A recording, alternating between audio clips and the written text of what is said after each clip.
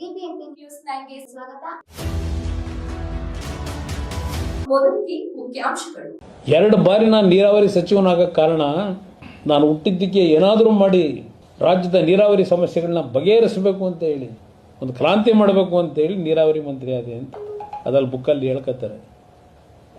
ಆ ಬುಕ್ ಓದಿದ್ರೆ ನೀರು ಹೆಂಗೆ ಉಳಿಸ್ತೀನಿ ಅಂತಕ್ಕಂಥದ್ದಕ್ಕೆ ಏನೂ ವಿಷಯವೇ ಇಲ್ಲ. ಯಾವ ಪೇಜಲ್ಲಿ ನೋಡಿದ್ರು ಯಾವುದೋ ಹಳೆ ಕಥೆಗಳು ಏನೋ ಯಾವುದೋ ಬೇರೆ ಬುಕ್ಕಲ್ಲಿ ಬರ್ದಿರೋದನ್ನ ಇದಕ್ಕೆ ತೆಗೆದು ಹಂಗೇನೆ ಕಾಪಿ ಪೇಸ್ಟು. ನಾನು ಭಾಳ ಕಷ್ಟಪಟ್ಟು ಪರವಾಗಿಲ್ಲಪ್ಪ, ಇಂಥ ಒಂದು ಬ್ಯುಸಿ ಇದ್ರಲ್ಲೂ ಇಷ್ಟೆಲ್ಲ ಬರೀತಕ್ಕಂಥದ್ದಕ್ಕೆ ಅವರಿಗೆ ನೀರಾವರಿ ಬಗ್ಗೆ ಇರ್ತಕ್ಕಂಥ ಕಮಿಟ್ಮೆಂಟ್ ಇದೆಯಲ್ಲ ಅಂತ ನನಗೂ ಸ್ವಲ್ಪ ಆಶ್ಚರ್ಯ ಆಗಿತ್ತು. ಮೇಕೆದಾಟು ಜನತೆ ಮುಂದೆ ಹೇಳಿದ್ರು ಇವರು, ನಮ್ಮ ನೀರು ನಮ್ಮ ಹಕ್ಕು. ಇಲ್ಲಿ ಪ್ರಶ್ನೆ ಸುಪ್ರೀಂ ಕೋರ್ಟಲ್ಲಿ ಹೌದು ಮೊನ್ನೆ ತೀರ್ಪು ಕೊಟ್ಟಿರೋದು ಕರ್ನಾಟಕಕ್ಕೆ ಸಂದಂತ ಜಯ ಅಂತಾರೆ. ಸುಪ್ರೀಂ ಕೋರ್ಟ್ ಹೇಳಿರೋದೇನು,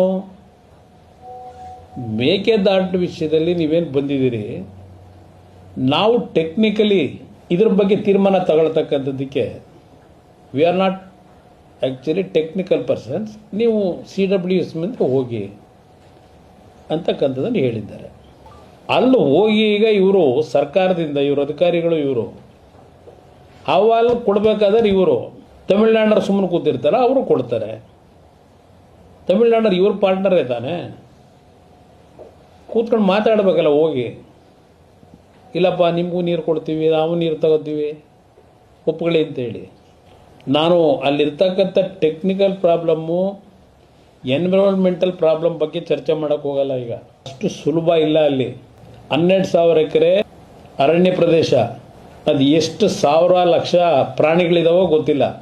ಕೇಂದ್ರ ಸರ್ಕಾರದ ಅಡಿಯಲ್ಲಿ ಇರ್ತಕ್ಕಂಥ ಈ ಪ್ರಾಧಿಕಾರಗಳು ಬರೀ ಕೇಂದ್ರ ಸರ್ಕಾರದ ಪವರ್ ಇಲ್ಲ. ಅಲ್ಲಿ ಪ್ರಜಾಪ್ರಭುತ್ವದ ಈ ಒಂದು ಒಕ್ಕೂಟದ ವ್ಯವಸ್ಥೆಯಲ್ಲಿ ಎಲ್ಲ ರಾಜ್ಯಕ್ಕೂ ಸಂಪಾಲೆ ಕೊಟ್ಕೊಂಡಿದ್ದಾರೆ. ಇವ್ರು ಹೇಳ್ತಾರಲ್ಲ ಮಹದೇವಪ್ಪನವ್ರ ಸಂವಿಧಾನ, ಅದರ ಪ್ರಕಾರ ಎಲ್ಲ ರಾಜ್ಯಕ್ಕೂ ಈಕ್ವಲ್ ರೈಟ್ಸ್ ಕೊಟ್ಟುಬಿಟ್ಟವ್ರೆ. ಅವರು ವಾದ ಮಾಡ್ತಾರಲ್ಲಿ. ನಾವಿಲ್ಲಿ ಹೇಳಿದ ತಕ್ಷಣ ಕೇಂದ್ರ ಸರ್ಕಾರದ ಮುಂದೆ ಬಂದು ಇಷ್ಟು ಸಣ್ಣ ಕನಿಷ್ಠ ಇದು ಇಲ್ವಾ ಇವರಿಗೆ ಜ್ಞಾನ? ಎಷ್ಟು ವರ್ಷದಿಂದ ನಡೀತಾ ಇದೆ ಇದು ನೀರಿನ ಹಂಚಿಕೆ ವಿಷಯದಲ್ಲಿ? ಕಾಂಗ್ರೆಸ್ ಸರ್ಕಾರಗಳಿದ್ದಾಗ ಏನೇನು ಮಾಡಿದ್ರು? 50 ವರ್ಷ ಕೇಂದ್ರದಲ್ಲೂ ಕಾಂಗ್ರೆಸ್ ಸರ್ಕಾರವೇ, ಕರ್ನಾಟಕದಲ್ಲೂ ಕಾಂಗ್ರೆಸ್ ಸರ್ಕಾರವೇ. ನಿಮ್ಮ ಪಕ್ಷ ಎರಡೂ ಕಡೆ ಇದ್ದಾಗ ಕೊಟ್ಟಿದ್ದೇನು ನೀವು ಕರ್ನಾಟಕಕ್ಕೆ? ಪಾಪ KL ರಾವ್ ಬಗ್ಗೆ ತುಂಬ ಬರೆದವ್ರೆ ಆ ಬುಕ್ಕಲ್ಲಿ. KL ರಾವ್ ತೆಗೆದುಕೊಂಡಂಥ ಕೆಲವು ನಿರ್ಧಾರಗಳು ಉತ್ತರ ಕರ್ನಾಟಕದ ಮೇಲೆ ಆದಂಥ ಪರಿಣಾಮ ಏನು ಅನ್ನೋದನ್ನು ಎಲ್ಲರೂ ಸ್ಟಡಿ ಮಾಡಿದ್ರ ಕೇಂದ್ರದ ನೀರಾವರಿ ಮಂತ್ರಿಗಳಾಗಿ?